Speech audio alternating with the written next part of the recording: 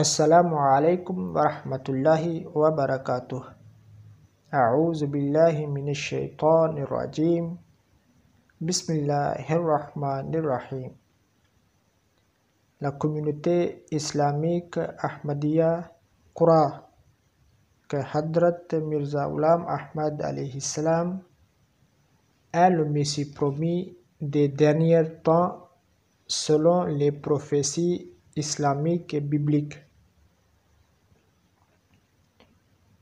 Certains musulmans posent la question suivante. S'il est véridique, pourquoi n'a-t-il pas été enterré dans la tombe du saint prophète Mohammed sallallahu alayhi wa sallam à Médine? Il présente quelques hadiths pour valider leur question. Mais tous les musulmans ne sont pas d'accord avec eux. Un groupe dit que Jésus sera enterré à Jérusalem. Voici la référence. L'imam Al-Qurtubi écrit وَقَدْ قِيلَ إِنَّهُ يُدْفَنُ بِالْأَرْضِ الْمُقَدَّسَةِ مَدْفَنِ الْأَنْبِيَاءِ. Il a été dit qu'il sera enterré à Jérusalem, le cimetière des prophètes. Kitab al-Tazkira bi ahwal al-mawta wa amur al-akhirah, Bab fi khuruj al-Dajjal, page 1301. Donc, il y a deux points de vue à ce sujet. S'il serait enterré à Jérusalem, certains diront que sa tombe devrait être celle du prophète Mohammed sallallahu alayhi wa sallam à Médine. Et s'il serait enterré dans la tombe du prophète à Médine, d'autres diront que sa tombe devrait être à Jérusalem. Dans cette situation, comment pourrons-nous situer sa tombe avec certitude à la lumière des prophéties? Le saint prophète sallallahu alayhi wa sallam a dit: Ana akramu ala rabbi min an yatrukani fi qabri ba'da salas. Que je ne serai pas dans ma tombe après 3 jours. Il a dit encore: Innal anbiya la yutrakuna fi kuburihim ba'da arba'ina laylah.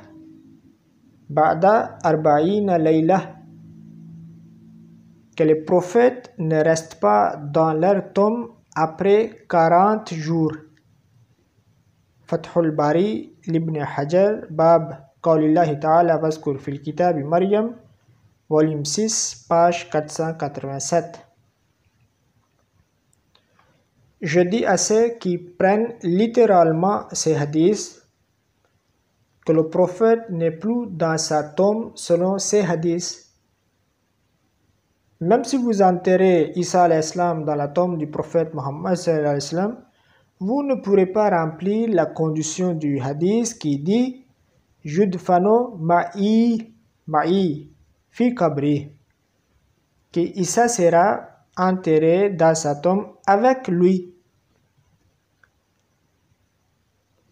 Vous verrez également une autre contradiction à ce sujet. Certains hadiths nous informent qu'il sera enterré à côté de la tombe du prophète et non dans sa tombe. Et sa tombe sera la 4e après celle du prophète, d'Abu Bakr et d'Umar. Alors que les autres hadiths parlent qu'il sera enterré dans sa tombe. Et cela crée le doute et rend le sujet plus ambigu. Donc, on ne peut pas contester la véracité de Hadrat Mirza Ghulam Ahmad alayhi salam en se basant sur les hadiths faibles et contradictoires. On va aussi lire les hadiths qui prophétisent qu'Isa sera enterré à côté de la tombe du prophète ou dans sa tombe et on fera leur analyse en détail. En bref, je vous dis que tous ces hadiths sont faibles. Leurs narrateurs ne sont pas fiables Et ces faibles hadiths et ces hadiths faibles vont à l'encontre des autres hadiths qui sont plus authentiques. D'abord, je vais attirer votre attention sur quelques points. Il ressort de leur question que même si le Messie arrive, ils ne croiront pas en lui dans sa vie. Ils attendront sa mort et verront sa tombe. S'il serait enterré dans la tombe du prophète, ils croiront. Mais comment pourront-ils le laisser être enterré dans la tombe du prophète s'ils ne croiront pas à lui dans sa vie? Être enseveli dans la tombe du prophète implique le déterrement de sa tombe. Êtes-vous prêt à déterrer la tombe du saint prophète Mohammed sallallahu alayhi wa sallam?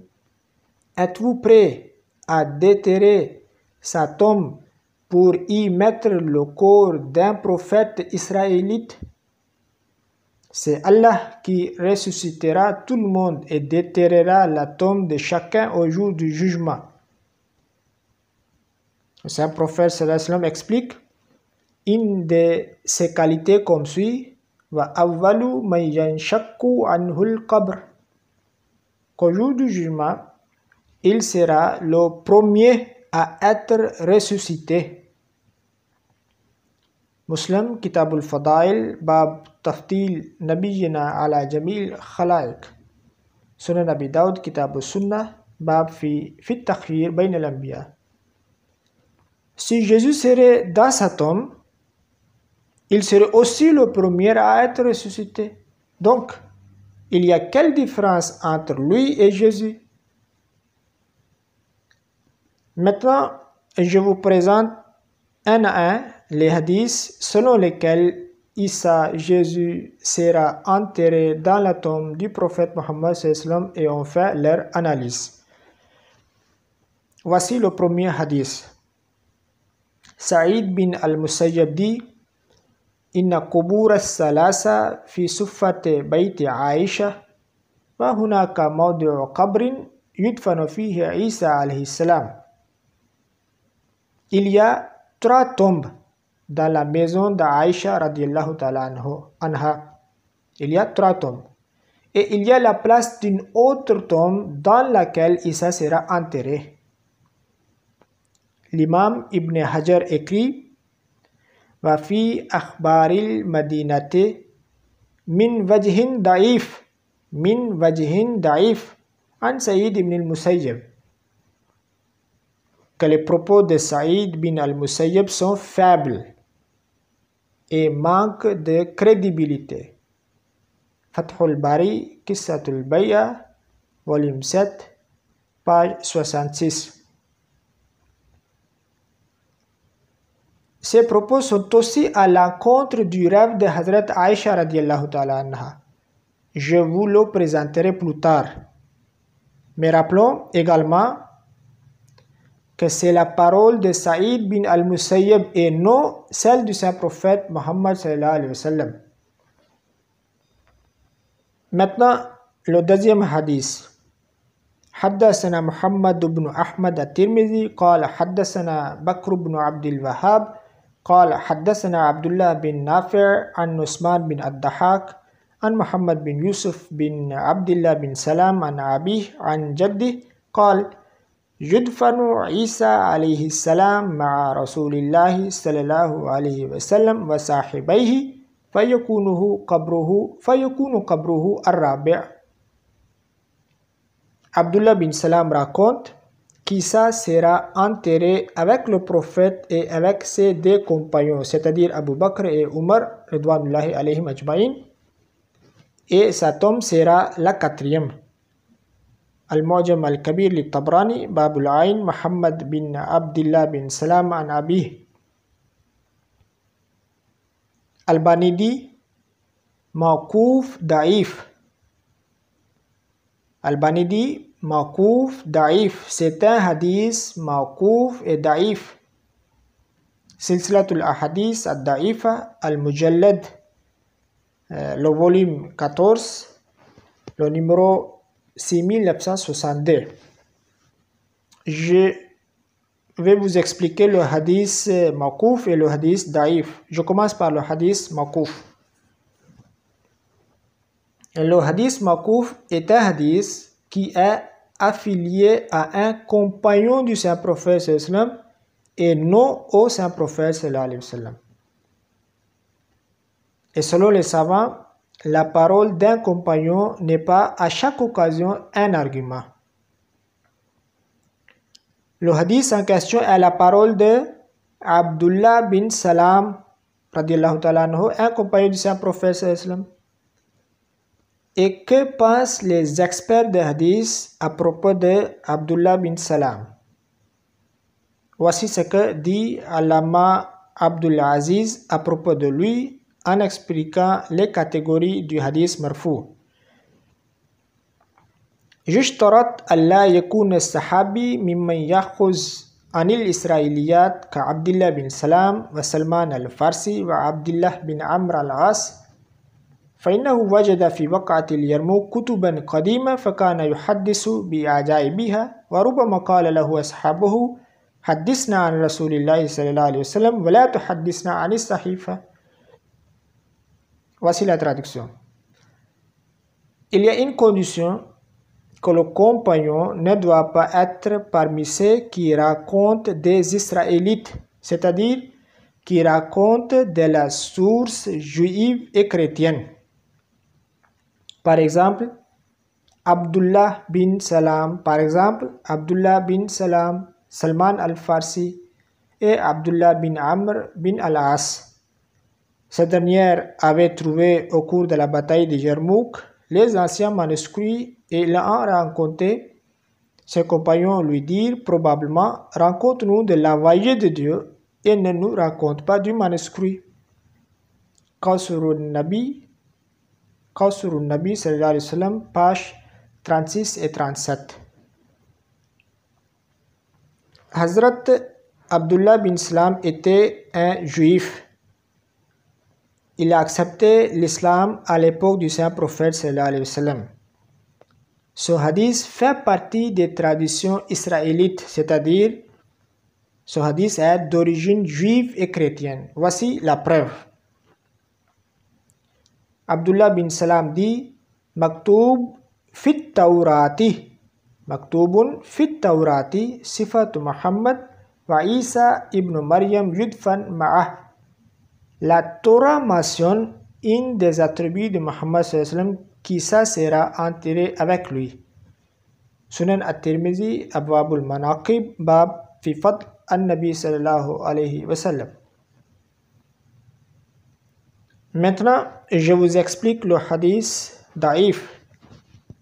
Le hadith daïf veut dire un hadith de faible crédibilité et ses transmetteurs sont l'objet de critiques. Parmi les transmetteurs de hadith en question, on trouve Osman bin ad-Dahhak et Muhammad bin Yusuf. Écoutons ce que disent les experts sur eux. Abu Daoud dit à propos de Osman bin ad-Dahhak: قال الأجري سألت أبا داود عن الضحاك بن عثمان الحزامي فقال ثقة وابنه عثمان ضعيف. Osman bin ad-Dahhak est daïf, c'est-à-dire qu'il n'a pas de crédibilité. Tahzib al-Tahzib, Man ismuhu Osman, volume 7, page 124. Tahzib al-Tahzib écrit à propos de Muhammad bin Yusuf comme suit: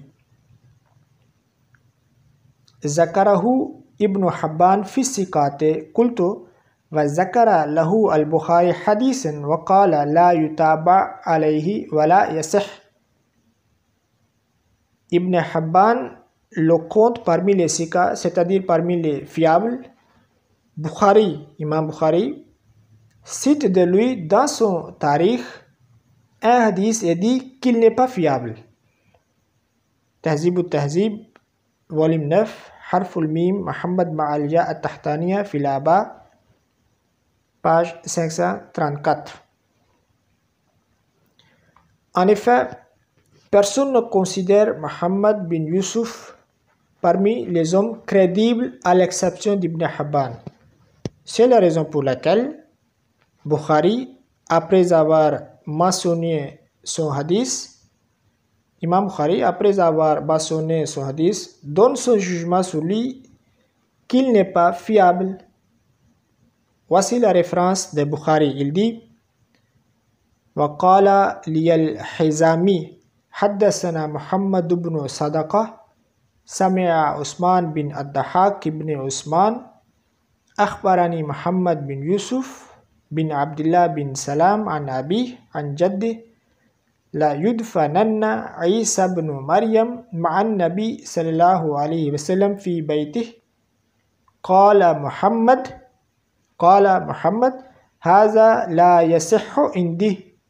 هذا لا يصح عندي ولا يتابع عليه. التاريخ الكبير للبخاري